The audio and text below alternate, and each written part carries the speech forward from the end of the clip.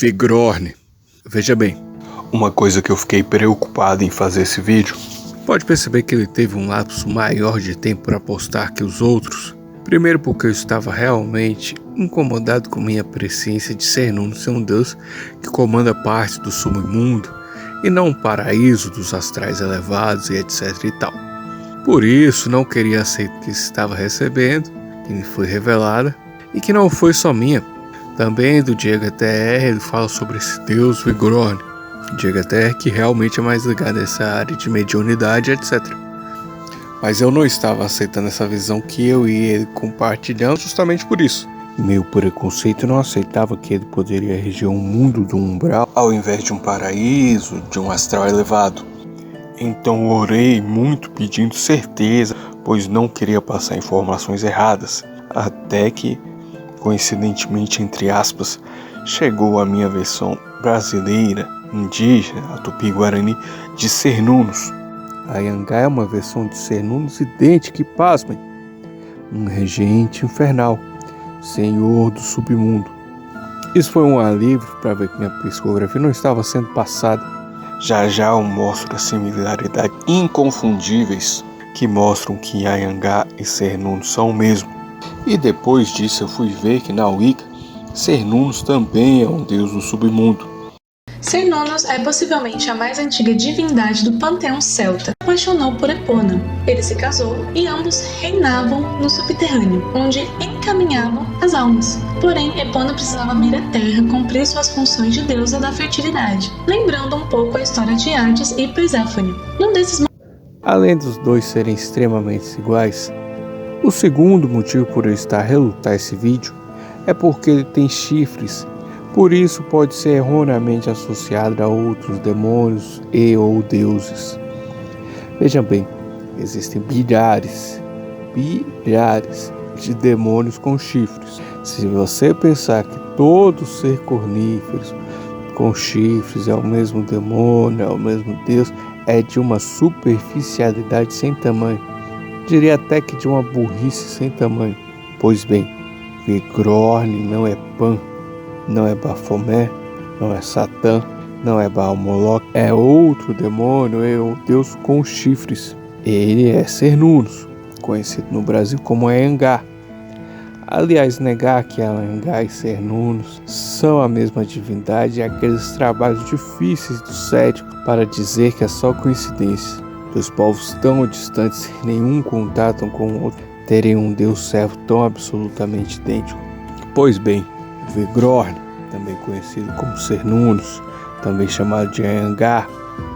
Cernunnos é descrito como o deus mais antigo da mitologia celta e Anhangá como o deus mais antigo da mitologia tupi-guarani. Ambos são deuses que assumem principalmente a forma de um homem com cabeça de cervo, mas os dois são deuses que, apesar de relatados principalmente como cervo, também são relatados na forma de outros animais, o segundo animal também sendo um touro. Ambos são deuses das coisas selvagens, da natureza, das florestas, ambos protetores dos animais, ao mesmo tempo que ambos são protetores dos caçadores. Tanto Cernunnos quanto Anhangá eram deuses da caça, Cernunnos chamado de mestre das caças e Anhangá chamado de protetor dos caçadores. Ambos, mesmo sendo protetores dos animais, recebiam orações dos caçadores. Vocês querem falar que um deus cervo das florestas, falado como protetor dos animais e das coisas selvagens, é tudo só coincidência, tudo bem.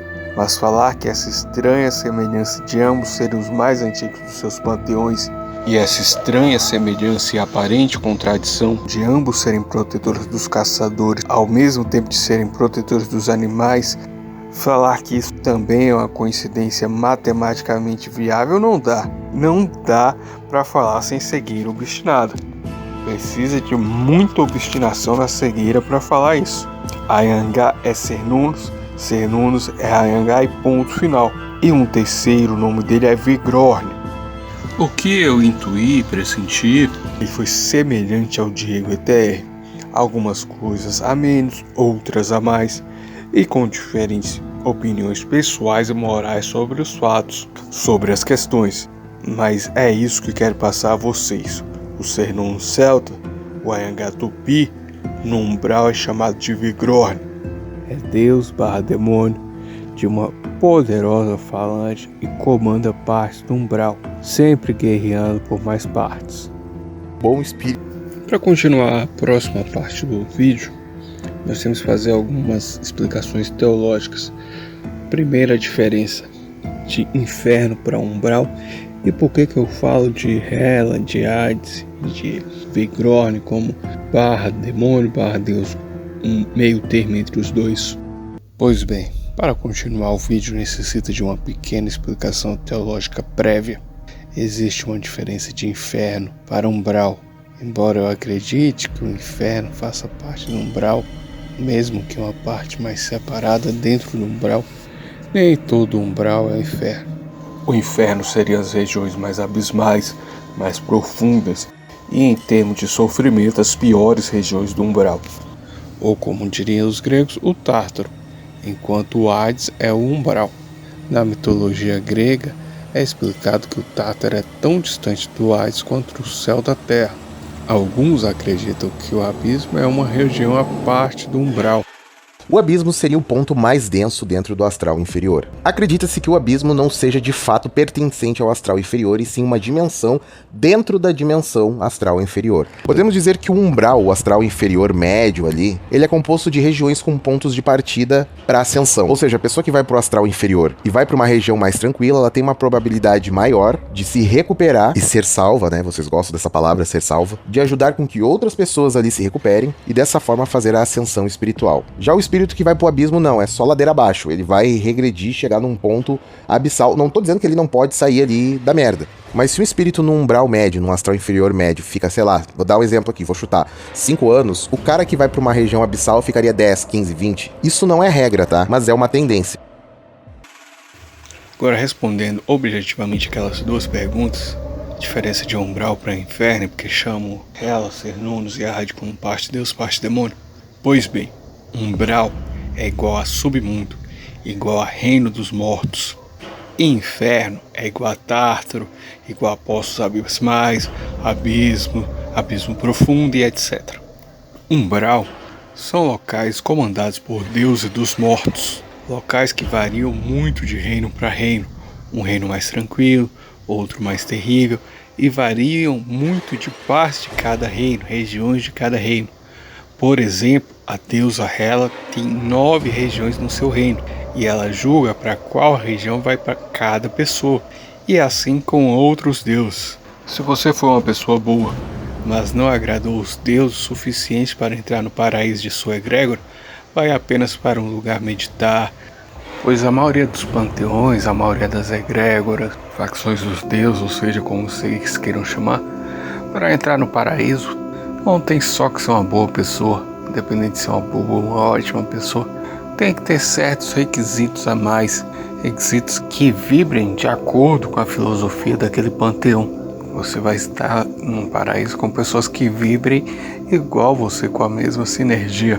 Por isso, os paraísos das egrégoras têm requisitos a mais além de ser bom. E aí, é claro, esses requisitos variam de cada egrégora.